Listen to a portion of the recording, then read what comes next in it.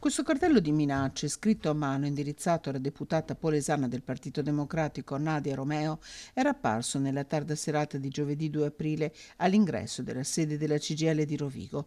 Dopo 48 ore di indagini, la Procura ha iscritto nel registro degli indagati un 55enne nato a Monselice, nei confronti del quale la procuratrice Manuela Fasolato ha firmato un decreto di perquisizione e sequestro eseguito dalla Digos.